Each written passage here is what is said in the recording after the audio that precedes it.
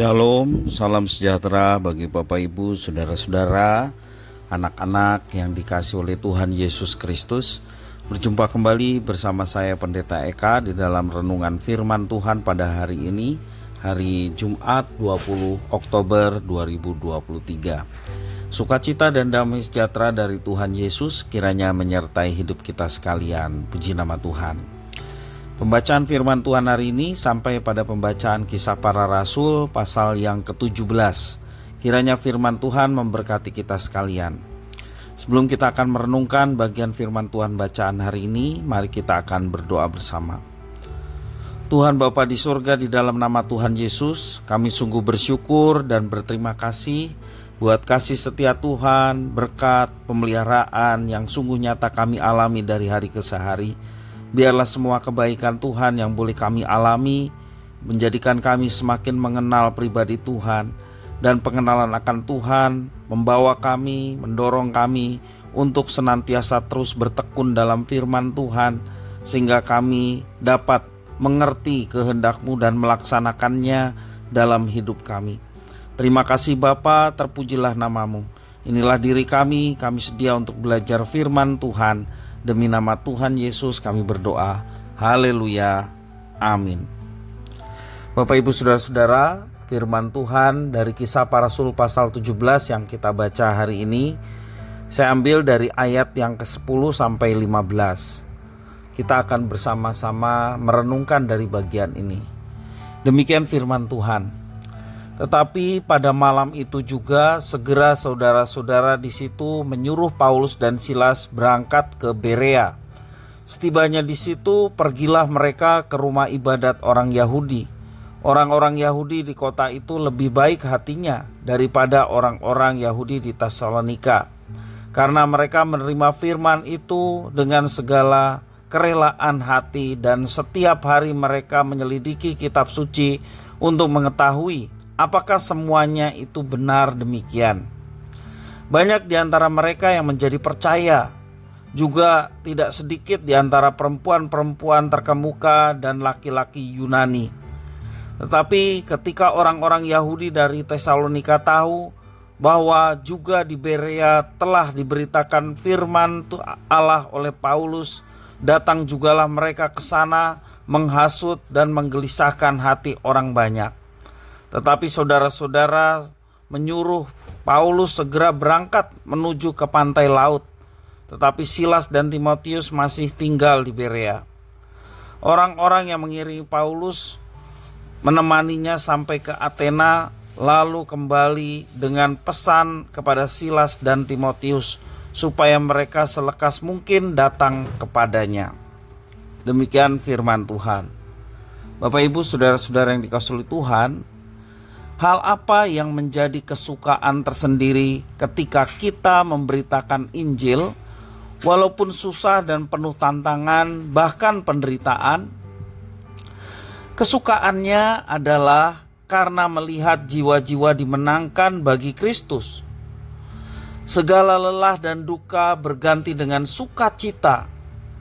Apalagi kalau melihat jiwa-jiwa yang baru percaya itu begitu tulus dalam merenungkan firman, sehingga bertumbuh semakin serupa dengan Kristus. Itulah yang dialami oleh Paulus dan Silas di Berea saat mereka memberitakan Injil kepada orang-orang Yahudi di situ. Berbeda dengan di Tesalonika, orang-orang Yahudi di kota Berea lebih terbuka pada Injil. Mereka dengan sungguh-sungguh memeriksa kebenaran pengajaran Paulus dalam terang perjanjian lama, sehingga akhirnya mereka mengerti apa yang dikatakan kitab suci. Bahkan juga banyak perempuan-perempuan Yunani terkemuka yang dimenangkan kepada Kristus di Berea. Sayang hal itu tidak berlangsung lama karena provokasi dari orang-orang Yahudi yang datang dari Tesalonika. Demi keselamatan Paulus, orang percaya di Berea menyuruh Paulus berangkat ke Athena, sedangkan Silas dan Timotius tetap tinggal di Berea untuk melayani jemaat yang baru di Berea. Dari pembacaan firman Tuhan hari ini kita belajar bahwa pelayanan pemberitaan Injil tidak pernah sia-sia. Pelayanan pemberitaan Injil pasti berhasil karena semua ini karena karya Roh Kudus. Walaupun selalu ada hal-hal yang membuat pelayanan pekabaran Injil serasa berat dan juga beresiko, namun Tuhan menyertai, bahkan tangannya yang penuh kuasa dan kedaulatan turut bekerja di dalamnya, dan pasti ada jiwa-jiwa yang dimenangkan kepadanya.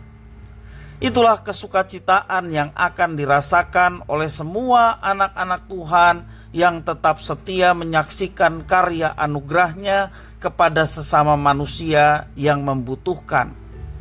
Semua halangan dan kesulitan tidak dapat memadamkan gairah seseorang yang dituntun oleh Roh Kudus untuk memberitakan Injil, memberitakan kabar baik kepada banyak orang. Kita melihat bahwa ada orang yang hatinya sudah dipersiapkan oleh Tuhan untuk menyambut dan menerima firman itu dan percaya akan pemberitaan firman itu. Hal ini juga sekaligus mengingatkan kita bahwa yang membuat pelayanan itu berhasil bukan kepandaian kita, bukan kehebatan kita berbicara, tetapi yang membuat pelayanan itu berhasil adalah Tuhan itu sendiri, bukan kita. Karena setiap kita hanyalah alat yang dipakai untuk pemberitaan kabar baik. Bapak, Ibu, saudara-saudara yang dikasihi oleh Tuhan, kita dipanggil oleh Kristus bukan saja untuk menikmati surga pada saat kita nanti sudah meninggalkan dunia ini, tetapi kita dipanggil oleh Kristus untuk menjadi murid-muridnya ketika kita masih berada di dunia ini dengan satu tugas yang sama, supaya kita menjadi garam dan terang, supaya hidup kita bermanfaat buat orang lain.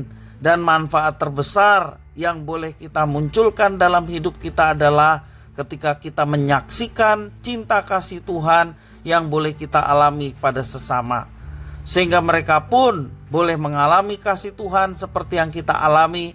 Dengan demikian mereka pun turut diselamatkan karena iman percaya kepada Yesus Kristus yang penuh belas kasihan kepada manusia berdosa. Itulah yang menyelamatkan manusia berdosa.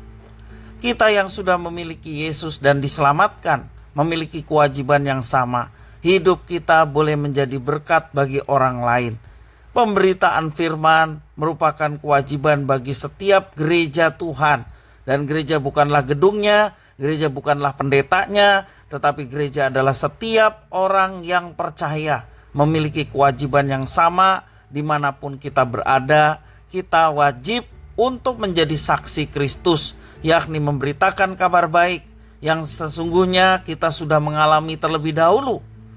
Maka itu menjadi kesaksian yang efektif karena kita sudah mengalami dan kita menyaksikan.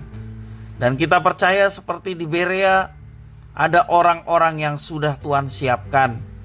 Di zaman ini pun ada banyak orang-orang yang sudah Tuhan siapkan untuk mendengar Injil, sehingga mereka boleh mengenal dan percaya Yesus sebagai Tuhan dan Juru Selamat, sehingga mereka turut diselamatkan dan menjadi satu kawanan domba Allah, keluarga Allah yang boleh berbahagia karena ada jaminan pengharapan keselamatan di dalam Yesus Kristus. Kiranya firman Tuhan ini menginspirasi kita untuk senantiasa hidup menjadi saksi Kristus dan memberitakan firman Injil kebenaran kepada orang lain. Mari kita berdoa. Terima kasih Tuhan atas firman-Mu. Mampukan kami menjadi pelaku-pelaku firman. Hidup kami diberikan keberanian untuk tetap memberitakan Injil. Karena kami tahu bahwa Tuhan yang telah menyediakan orang-orang yang dilembutkan hatinya untuk bisa menerima Injil dan diselamatkan. Menjadi sukacita kami ketika Injil boleh diterima dan banyak orang yang bertobat dan percaya. Semua karena karya Tuhan. Terima kasih ya Tuhan, inilah doa ucapan syukur kami. Demi nama Yesus Kristus kami berdoa. Haleluya. Amin.